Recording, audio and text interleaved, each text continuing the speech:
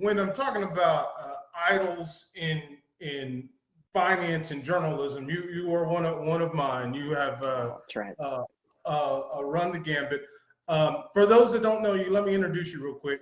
You are have been with CNBC for 2 decades now. Yep. Specifically because you've done excellent reporting from the port of Long Beach and Los Angeles. And Los Angeles.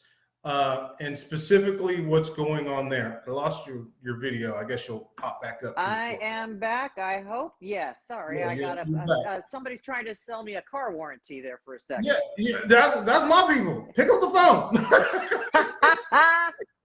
Getting a little better. We'll talk about that in a second.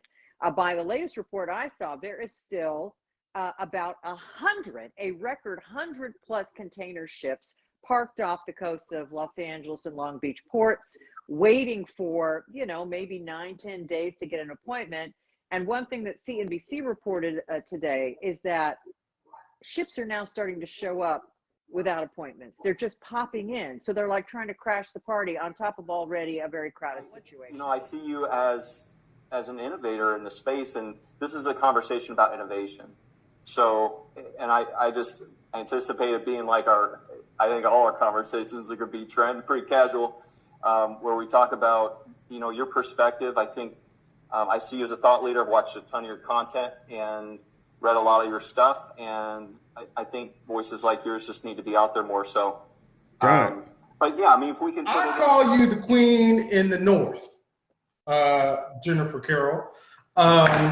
You are the general manager of Trophy Nissan. You guys in 2019 took on digital retailing, and boy, did you do it just in time, because you were delivering cars all around the state and really you're going out of state now with delivering cars, from what I understand sometimes, right? Arkansas, Oklahoma, Louisiana. It's in reality, it's wherever that customer wants us to go, wherever we need to meet them at. Because right now, especially, there's so few vehicles that are available, and you may have a customer that travels, several states just to come buy a vehicle, and or you've got to travel several states just to sell them a vehicle. It works, and customers want a different experience. They want a different experience from a car dealership. And you have to evolve. If you don't evolve, you're gonna. You looked at the AutoFis, the Roadsters, the modals that are out there. What was really like what was the aha for you, that when you were looking at all these different choices that are out there, what made you say, this is what we're going to do, this is what we're going to go with? So a lot of it had to do with, the mothership and, what programs we can dive into. But originally we were on dealer.com's, portal. Mm-hmm. I think will come. I think video and social are obviously where the market is going.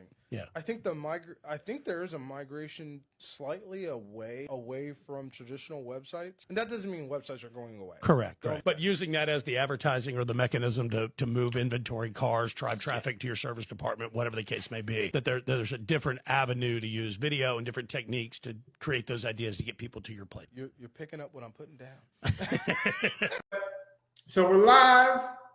Michelle Malesio Taylor. Now I gotta say, Madam Vice President.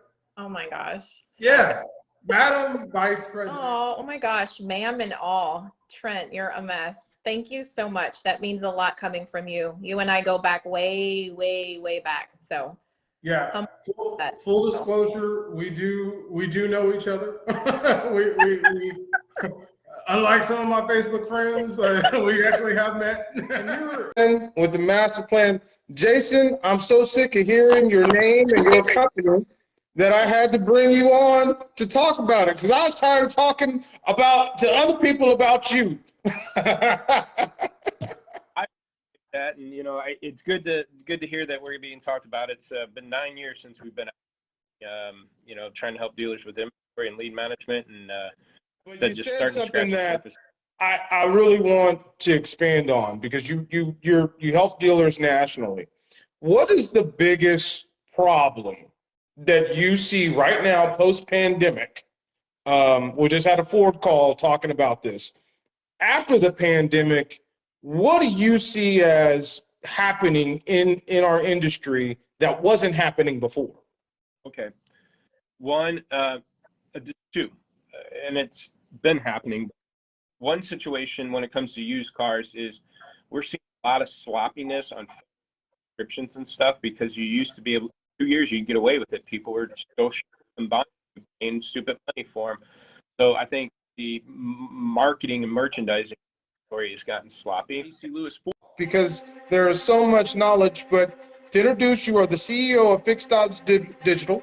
You live in South Dakota. Is that correct? Yep. Okay. Sioux Falls, yeah, don't hold that against me. Oh, no, I watched Yellowstone. I want to go up there. I'm ready. I'm ready.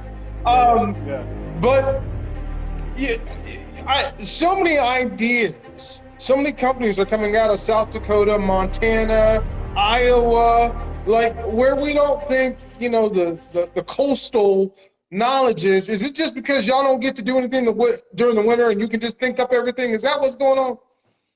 Oh yeah, we're inside all winter creating, so that's definitely part of it. No, you know, there's some real, like, especially in Sioux Falls. I mean, it's a, you know, I'd say it's a medium-sized city in comparison to a lot of, you know, cities out there, but there's a lot of tech here. Yeah, you know, what really sets us apart is we've taken what we've seen work on the sales side from a you know, merchandising and marketing position, you know, online, specifically on your website.